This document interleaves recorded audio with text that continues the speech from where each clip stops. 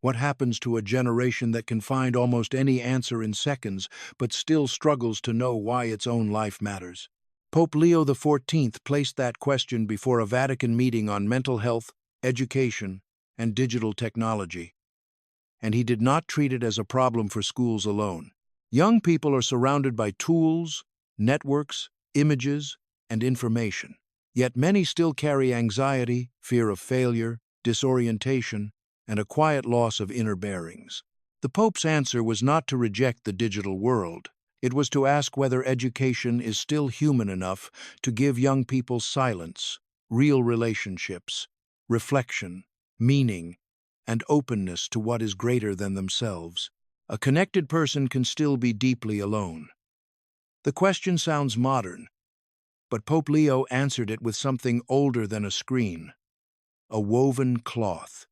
The meeting carried a title that could have sounded like policy language: Maps of Hope for a Regional Educational Agenda, Mental Health, Digital Technologies, and Education. It brought together experts, academics, and ministers from Latin American countries, with the Dicastery for Culture and Education and the Pontifical Commission for Latin America working alongside the Organization of Ibero-American States. That combination matters because Pope Leo was not speaking only to classroom teachers. He was speaking to people who help shape the systems around young lives.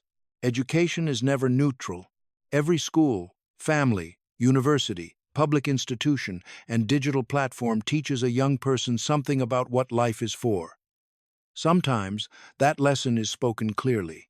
Sometimes it is absorbed silently through pressure, schedules, rewards, comparisons, and expectations. A culture can tell young people that they are valuable, while building systems that make them feel valuable only when they perform. It can praise connection, while leaving them without communion. It can give them access to information, while never helping them ask what wisdom is. That is why the Catholic view of education is wider than training. The Church does not look at a student as a future worker alone, or a future professional alone, or a user of technology alone. A young person is a whole human being, with intelligence, memory, conscience, relationships, wounds, desires, and a hunger for meaning. Education has to form the mind, but it also has to protect the soul from becoming scattered.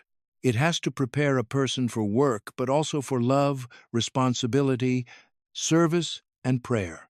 The Latin American setting gave the address another layer.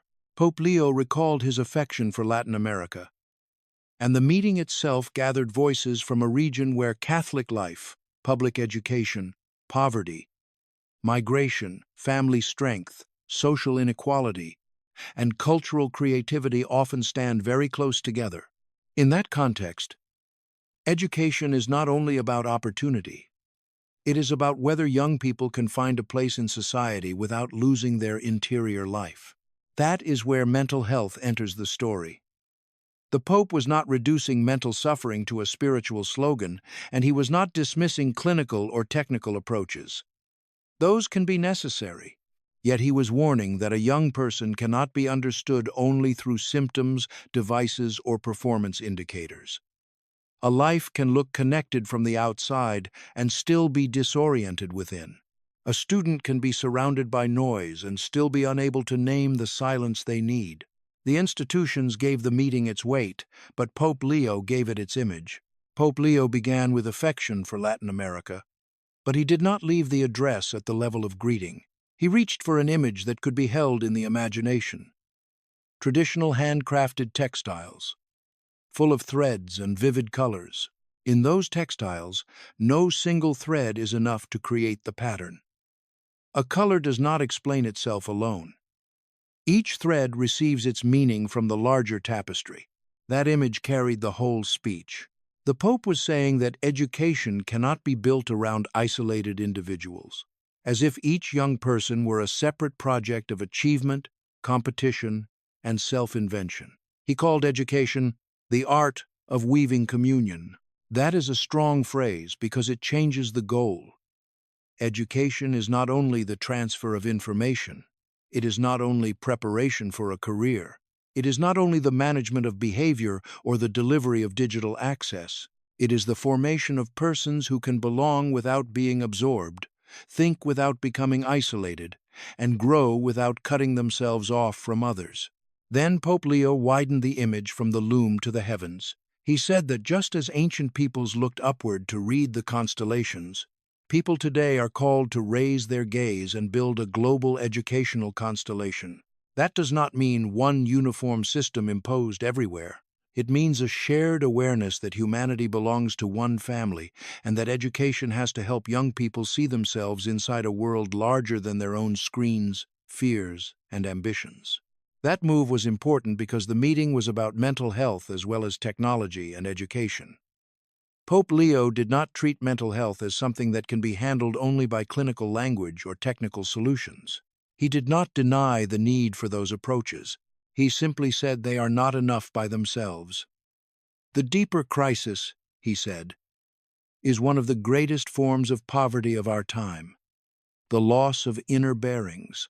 That is the wound. Many young people have access to the most sophisticated tools, he observed, but still struggle to give meaning to their lives, their hopes, their loves, and even their sufferings.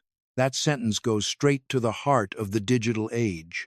A young person can know how to search, post, edit, compare, message, and respond, while still not knowing how to suffer without despair, love without fear, hope without proof, or choose a direction when everything feels open and nothing feels steady. Pope Leo connected that loss of inner bearings to the pressure surrounding young people. He named a world that pushes them toward performance and intense competition, generating anxiety, fear of failure, and disorientation. He was not describing young people as fragile because they are careless or weak. He was describing an environment that can quietly train them to measure their worth by results, visibility, speed, and comparison. When that becomes normal, even success can leave a person exhausted. Then he turned toward hope. Human beings, he said, can live fully and overcome inner fragility when they are able to find meaning. Hope is reborn when a person discovers that his or her life has value, that he or she is loved, awaited, and called to a mission in the world. That is not motivational language. It is a spiritual claim about the human person. A life becomes stronger when it knows it is not accidental. Pope Leo made the point even sharper by saying that hope is not a naive illusion. It is a spiritual force that sustains life, even in the most difficult moments.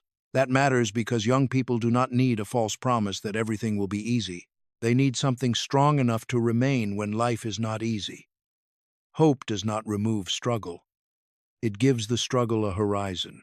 That is why Pope Leo warned that it is not enough to connect young people to digital networks if they remain disconnected from themselves, from others, and from their inner life.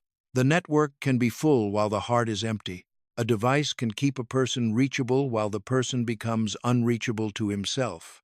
So the Pope named what must be rediscovered: silence, reflection, the ability to ask questions, the depth of relationships, and openness to transcendence. Then he returned to the many-colored threads. Public institutions, schools, universities, families, religious communities, and the worlds of culture and communication all have to work together. No single institution can carry the whole task alone. In a time of digital transition, Pope Leo said people are called to be a light, especially for young people. That light has to come through visions capable of building new cultural syntheses, visions that unite thought and life, contemplation and action, solidarity with the poorest and the search for meaning, while preserving the deeply human heritage of education. Once Leo named that poverty, the question was no longer how many tools young people have, but whether they still know how to live with them. A young person can be surrounded by opportunity and still feel as if life has no center. That is one of the hardest contradictions of the present age. There are more tools, more platforms, more courses, more images, more ways to communicate, and more ways to be measured than ever before. Yet many young people are not asking only how to succeed. They are asking whether success will actually hold them together. That pressure does not stay outside the classroom. It enters the body, the schedule, the imagination, and the way a young person looks at the future. Performance becomes a kind of invisible language. Grades, admissions, followers, productivity, appearance, career plans, and constant comparison begin to tell young people what they are worth before they have had enough silence to hear a deeper answer. Pope Leo was not blaming young people for that pressure. He was naming the world that has formed around them. This is why his warning about digital networks is so important. A network can connect a student to thousands of people and still leave that student disconnected from the self. It can deliver messages all day and still leave a person unable to ask a real question. It can provide entertainment, information, and distraction without giving the heart a place to rest. The danger is not simply screen time.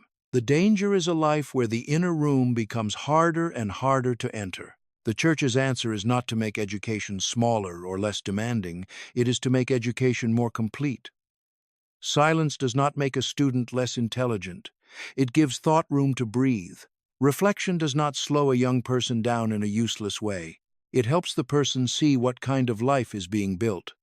The ability to ask questions is not a threat to formation. It is one of the signs that formation has reached the soul. Deep relationships are not an optional comfort around education. They are part of how a human being learns to belong. And openness to transcendence may be the part the modern world finds hardest to protect. Transcendence means that the human person is not sealed inside usefulness, achievement, or self-definition. It means there is something greater than the self, something that calls, receives, judges, heals, and gives meaning. Without that horizon, education can become extremely efficient and still leave the person spiritually homeless. A student can be prepared for the market and unprepared for suffering, prepared for competition and unprepared for love, prepared to perform and unprepared to hope. That is why Pope Leo's call for new cultural syntheses matters. He was not asking one school program to solve the whole crisis.